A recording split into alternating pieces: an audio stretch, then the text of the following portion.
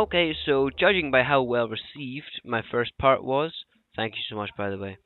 That was very much appreciated. That made me very happy. But yes, part two is here, and it did take a little longer than I would have liked.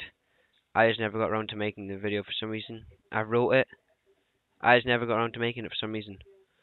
Anyway, enough on why I didn't make it, and now, well, it's here now. So this is just part two of it. Obviously, I will do a part three if you want it, but please do show your support like you did last time.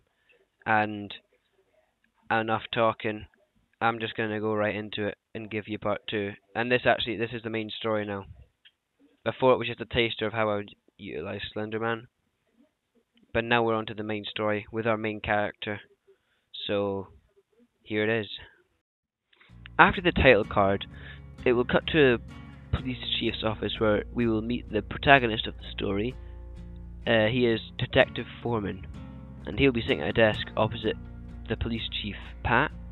And Pat will be talking to Foreman about hiring him for the case of finding out what happened to the officers who went missing after he sent them out the night before to investigate the Haynes house, which was one of the potential second names of Kate from Slender the Arrival of the video game.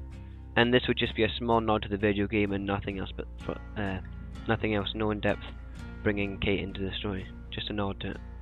And Chief Pat would tell Foreman that he'd hired a detective before on a case very similar, which involved going to the same forest, but the detective had quit investigating the case and warned Pat some things don't need disturbed, and told him to not look any further into it. Pat obviously told him to keep investigating it, as it was his job as a detective, and had threatened to sack the detective if he didn't investigate it. But the detective stuck to his word and did no more investigating, which then resulted in him losing his job.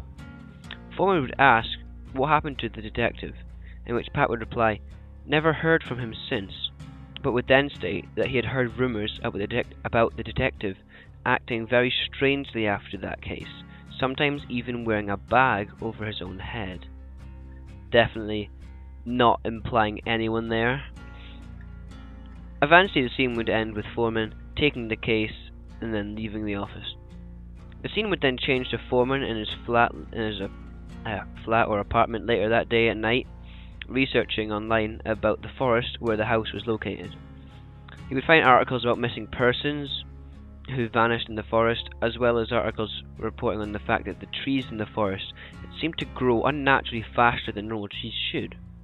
This would cause suspicion from Foreman, but would ultimately not change his decision to take the case. But he would definitely be a lot more cautious than he had been in any other cases, considering the backstory of this forest. The scene would end with a shot of the computer screen which displays a picture of the Haynes house, which would then transition into just showing the Haynes house the next day, with Foreman's car pulling up beside it. The shot would then change to the inside of the house, showing the door of the house with a ray of sunlight beaming in through the glass panel of the door, until it was opened and Detective Foreman entered. He would be surprised instantly after spotting the writing and drawings along the walls. Foreman would investigate the house, finding a bedroom upstairs with its door lying in half on the floor. In the room, Foreman would find a flashlight, a notebook which suspiciously has had all the pages torn out, and a camera which has a video file on it, but it is corrupted however and can only supply audio. The sounds heard would be a loud bang on a door, followed by the scream of a girl as a loud crash muffles all other audio.